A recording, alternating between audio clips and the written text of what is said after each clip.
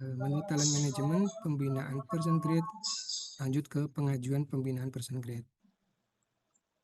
Dari sini langsung klik ke buat pengajuan ya, karena itu kosong, belum ada pengajuan. Kemudian di sini ada inform consent, silahkan dibaca dulu ya, supaya clear, jelas. Kalau sudah oke, dilanjut. Nah, ini untuk contoh dari Demikian dari kami. EG 11 tadi ya. Lanjut. Nah, ini adalah jabatan-jabatan yang nantinya bisa dipilih. Jadi di sini konteksnya adalah si 11 ini sudah habis ya di unitnya saat itu ya, mungkin ini unit layanan, sehingga untuk naik ke 12-nya ke unit yang lain gitu. Nah, ini silakan dipilih. Kalau sudah oke, klik ajukan. Nah, ini sudah berhasil, oke. Jadi nanti rekan-rekan bisa melihat informasinya bahwa ini sudah terdaftar gitu. Dan ini statusnya adalah dalam approval. Di sini tadi sudah disampaikan ada 2 approval, yaitu atasan langsung dan juga atasan yang sebagai pimpinan unitnya ya. Oke, video selanjutnya yaitu adalah proses approval dari atasan langsung.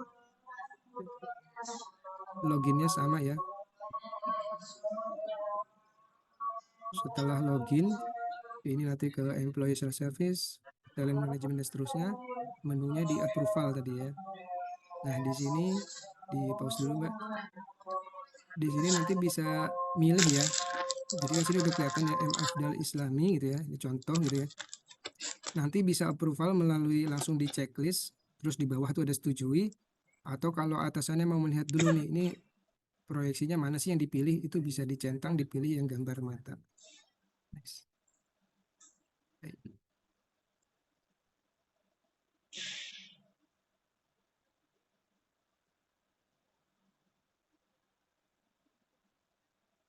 Nah, ini kalau diklik matanya dulu, itu akan tampil dulu gitu ya, lebih detailnya gitu.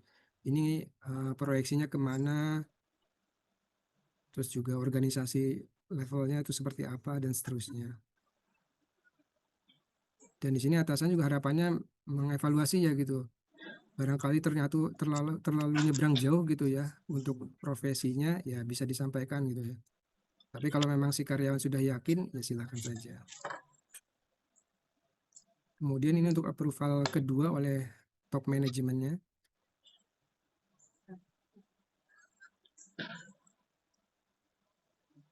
Untuk approval top manajemen kurang lebih sama ya seperti atasan langsung Apa sebenarnya. Pak? 2 hari tok. 2 hari tok, Selasa udah balik Surabaya. 2 hari.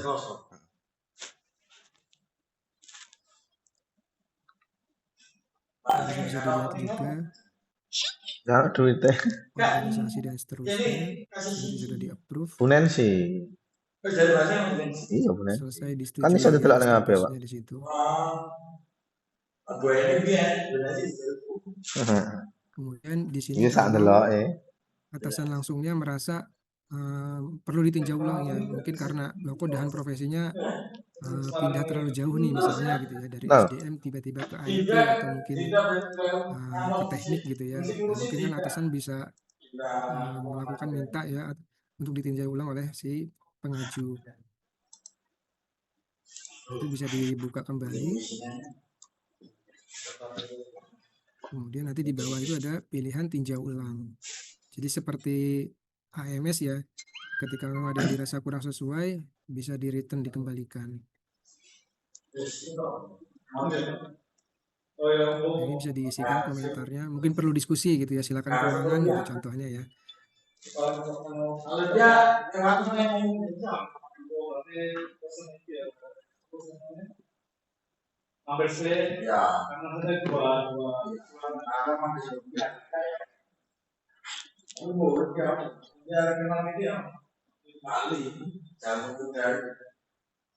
Oke, untuk tahapan selanjutnya,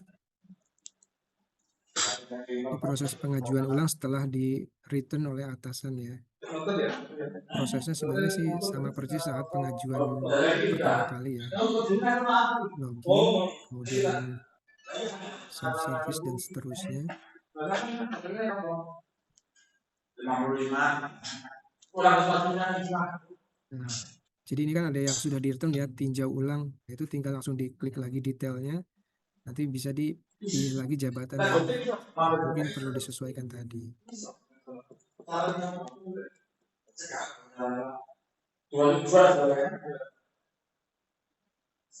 Sini bisa pakai search atau di next satu persatu, silahkan gimana mudahnya.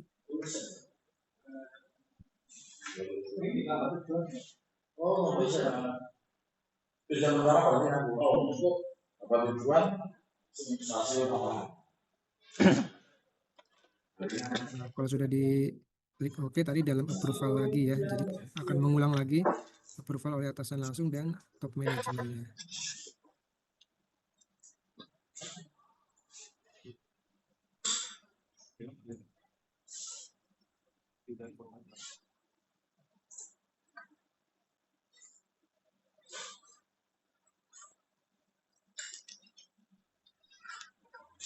Nah, ini contoh untuk pengajuan yang sudah approve sampai top manajemen ya. Jadi nanti akan seperti apa. Nah, ini. Jadi oleh karyawan terkait, maka akan muncul seperti ini ya. Bahwa sudah selesai disetujui atasan. Artinya kalau sudah seperti ini sudah bisa masuk rekapnya HTD ya, untuk nanti termonitor sudah selesai. Terakhir, ini untuk kategori yang belum memenuhi syarat asesmen. Mungkin yang tadi ya, salah satunya misalnya nilai kategori minimal 2C-nya itu belum terpenuhi, atau mungkin sasaran atau POG yang dituju tidak tersedia, dan seterusnya. Jadi akan muncul seperti ini. Diulang mungkin. Nyantai. Jadi setelah login, nanti ketika dilanjutkan, klik buat pengajuan akan seperti ini ya, muncul gagal. Pegawai belum memenuhi syarat untuk mengajukan pembinaan person grade. Nah, ini ada macam-macam ya. Tadi kan syaratnya ada terkait dengan nilai, kemudian sanksi disiplin ya, lagi menjalani atau tidak, kemudian juga POG-nya tersedia atau tidak. Nah, tentunya ini kami membuka peluang komunikasi ya, apabila rekan-rekan merasa misalkan nilainya sesuai, ini sesuai, tapi kok seperti ini tampilannya, atau sebaliknya gitu ya. Saya seharusnya kategori A, tapi kok ini muncul semua jabatan, atau sebaliknya saya harusnya kategori B, tapi kok yang muncul hanya segini ya. Itu barangkali itu memang ada error ya dari sisi aplikasinya, karena kami menyadari ini masih perdana. Silakan nanti dikomunikasikan. Mungkin itu saja.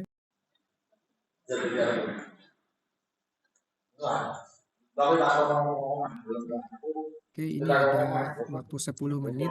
Kami buka sesi tanya jawab. Silakan penyelesaian terlebih dahulu ya.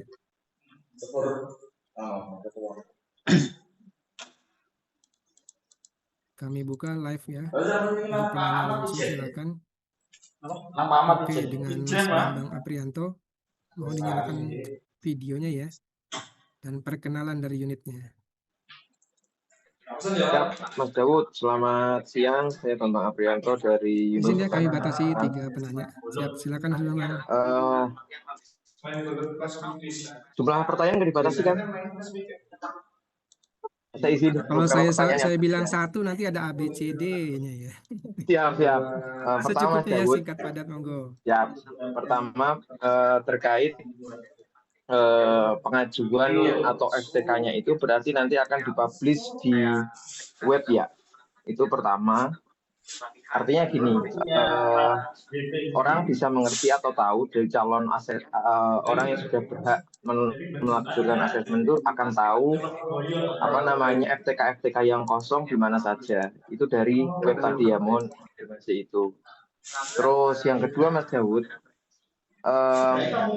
artinya ketika nanti kita mengajukan asesmen, maka beberapa potensi yang muncul. Pertama, apakah ketika memang kita misalkan mengajukan proyeksi jabatan di unit tertentu gitu ya, Dan ternyata kita berhasil di urutan pertama. Gitu. Apakah otomatis akan masuk mengisi posisi tersebut sesuai dengan unit yang ditentukan tadi, atau masih ada potensi kita ditempatkan di tempat yang lain gitu, ya kan? Dan yang kedua pastinya artinya gini Mas, ketika memang kita masuk Prince in Waiting, otomatis itu menjadi otoritas dari pihak AHTD untuk mengisi posisi-posisi dimanapun tempatnya sesuai dengan proyeksi jabatan yang telah diajukan oleh peserta asesmen. Itu ya Mas ya. Itu 2 pertanyaan yang ingin saya tanyakan. Terima kasih. Ya, terima kasih Mas Bambang atas tanya jawabnya. Mungkin izin langsung dijawab. Dari Bu Fama, kami persilakan. Baik, terima kasih Mas Daud izin menjawab ya Mas Bambang. Jadi betul untuk tadi mau biar tahu gitu ya proyeksi jabatan yang bisa diajukan masing-masing karyawan bisa melihat di ini tadi sistemnya di aplikasinya gitu ya. Jadi misalnya nanti untuk Mas Bambang bisa jadi proyeksinya berbeda nih dengan saya atau dengan Mas Daud gitu. Bisa jadi berbeda juga dengan teman-teman yang lain. Jadi memang bisa dilihat langsung di situ. Nah, terus mungkin juga nanti akan ada muncul pertanyaan, kok di saya nggak muncul ya proyeksi-proyeksi jabatannya? Bisa jadi lihat seperti itu. Nah, jika seperti itu, maka karyawan yang tadi tidak bisa melihat proyeksi jabatannya tidak masuk dalam eligible A maupun eligible B. Artinya tidak ada proyeksi jabatan yang tersedia untuk yang bersangkutan untuk bisa dipilih, sehingga tidak bisa mengikuti asesmen pembinaan PEG. Seperti itu. Itu untuk pertanyaan pertama. Kemudian untuk pertanyaan kedua terkait Prince in Waiting. Yang menentukan apakah HTD. Tidak serta-merta HTD maksudnya seperti itu. Kenapa? Karena tadi ya, penentuan Prince in Waiting ini kan berdasarkan dengan komite talenta gitu ya. Jadi dari tadi saya contohkan 10 orang yang mendaftar untuk satu posisi, satu proyeksi gitu ya. Dari 10 hanya 3 yang memenuhi hasil asesmennya. Penentuan 3 ini, Prince in Waiting ini, siapa yang di peringkat 1, 2, dan 3 ini ditentukan oleh komite talenta pada proyeksi jabatan dimaksud. Jadi tidak serta-merta HTD yang menentukan seperti itu. Jadi kalau misalnya di Muara Karang ya komite talenta proyeksi di Muara Karang di dalamnya termasuk adalah manajemen Muara Karang sebagai salah satu sebagai anggotanya, dan juga nanti ada dari sisi HTD gitu ya dan seterusnya. Tergantung dari komite talenta B atau C atau A seperti itu. Nah, jadi tidak serta-merta dari HTD. Terus itu kan 2 itu tadi ya pertanyaannya ya. Oke, baik, kira-kira mudah-mudahan sudah terjawab ya Mas Bambang. Siap Bu Ya, Fama, terima terima kasih kasih. Mas Bambang untuk jawabannya. Penanya selanjutnya Mas Andrianto Laksmono dari OM5. Mas, Silakan. nih. Kak Arab mijat, Arab. Ya, terima kasih kesempatannya. Arab buka Baik, juga Bu ya. Fama, Mas Ringkas-ringkas. Daud. Mungkin pertanyaannya singkat aja terkait tadi kan ada untuk penetapannya 1 Januari 2026. Jika dia lolos 3 talenta yang tidak diakui lagi. Berarti nanti akan mulai di talentanya di 2026. Dan jika untuk yang tidak lolos itu berarti talenta semester 2-nya diakui, dan untuk pengajuannya berikutnya itu di bulan semester 2 juga, atau ada periode di awal tahun. Itu yang belum dijelaskan kan nih periodenya seperti apa ini untuk yang pengajuan asesmen ini ya, apakah di awal tahun ada atau di tengah semester aja, di tengah tahun aja begitu ya. Terima kasih ya, segitu aja Mas Daud. Baik, terima kasih Mas Andrianto. Silakan Bu Fama.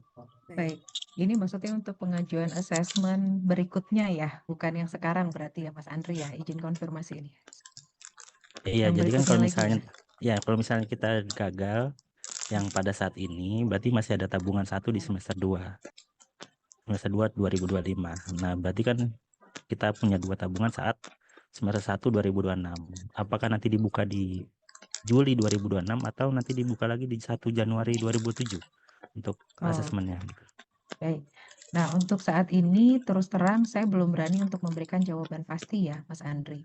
Tapi ini mungkin ya, karena ini kan untuk pendaftaran ini juga kami mendapatkan arahan dari PLN dan digerakkan untuk bersama-sama gitu ya, se-PLN Group. Jadi bayangan saya kemungkinan besar juga akan terjadi hal yang sama. Jadi PLN nanti akan memberikan aba-aba, yuk kita buka pendaftaran untuk asesmen PEG berikutnya. Nah, itu nanti dari PLN tentunya kami akan melakukan menyampaikan informasi kembali gitu seperti ini kepada teman-teman.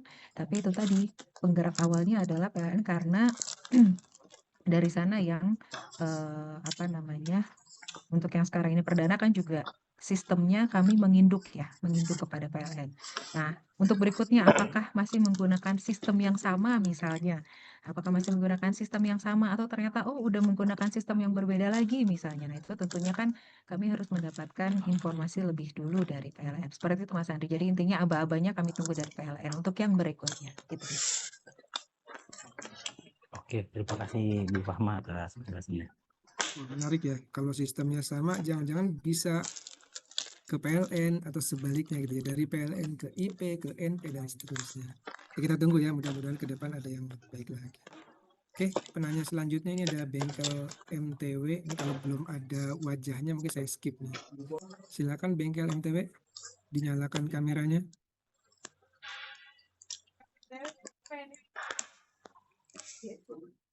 Nggak muncul juga ya, saya skip ya. Ini selanjutnya ada Zul Afid dari Kalsel. Kami persilakan. Baik, Mas Daud, izin Pak Eko, Bu Pam juga ya. Tadi disampaikan Bu ya, untuk pegawai yang lulus eligible B ya di satu unit, jika di satu unit tersebut secara jumlah FTK-nya lebih dari yang tersedia ya, tentunya kan ada penilaian dari Komite Talenta unit ya. Mungkin yang ingin saya tanyakan kriteria penilaiannya itu seperti apa? Apakah itu murni berdasarkan penilaian manajemen unit atau berdasarkan kebutuhan unit aja tanpa mempertimbangkan hasil nilai scoring tertinggi dari hasil asesmen soft maupun hard kompetensinya? Itu mungkin pertanyaan yang pertama ya. Kemudian yang ketiga nih, jika pegawai ini kan ada batasan jika tidak pernah mengajukan asesmen ya selama 3 tahun kan tentunya kita wajib melaksanakannya ya, wajib mengikutkan dia ya. Nah, ternyata yang bersangkutan tetap bersikeras tidak mengikuti asesmen tersebut. Nah, konsekuensinya seperti apa ya? Mungkin itu aja sih. Terima kasih.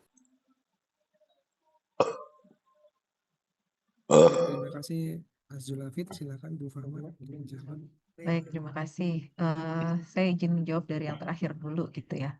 Tadi sebenarnya pertanyaannya tuh 2 apa 3 ya Pak Zulafid ya, karena tadi 1 kayaknya loncat ke 3 gitu. Jadi saya izin jawab yang terakhir dulu gitu ya. Ketika 3 tahun terus dia nggak mau juga dan pada akhirnya setelah 3 tahun dicoba dipersuasi gitu ya, tetap nggak mau, bersikeras nggak mau. Konsekuensinya apa ya? Konsekuensinya ya PEG-nya akan tetap di situ.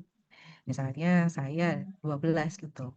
Saya nggak mau ke 13 karena 13 artinya saya harus keluar dari unit saya misalnya. Saya udah nyaman di sini misalnya gitu. Ya saya nggak mau, saya cuma mau di sini ya, konsekuensinya ya PEG saya akan di situ segitu aja seperti itu. Nah, itu mungkin ya kalau dari konsekuensi secara pribadi gitu ya. Karena kan PEG ini kan ya namanya person gitu. Artinya kan itu melekat pada diri. Itu sebabnya juga pengajuan itu dilakukan oleh si karyawan yang bersangkutan, bukan dijokikan gitu ya. Bisa sih dijokikan, tapi tentu kan dengan catatan saya maunya di sini misalnya gitu ya. Tapi kan harapannya kan karyawan melakukan pendaftaran secara mandiri gitu. Nah, terus kemudian pertanyaan pertama tadi apa, Maaf? Ketika Komite Talenta itu menilai itu berdasarkan apa? Komite Talenta menilai itu seperti apa? Jadi kalau di juknisnya itu sebenarnya sudah ada sudah ada panduan gitu peringkat 1, 2 dan seterusnya itu yang dinilai apa prioritasnya itu berdasarkan apa itu sudah ada sebenarnya di juknisnya. Jadi tidak serta-merta kami yang menentukan gitu ya, bobotnya sekian, prioritasnya 1 karena apa gitu enggak, tapi memang dari PLN itu sudah ada juknis yang nanti akan diratifikasi dalam waktu dekat. Nah, itu yang nanti akan digunakan oleh Komite Talenta seperti itu, Mas Raffi. Baik, Bu. Makasih.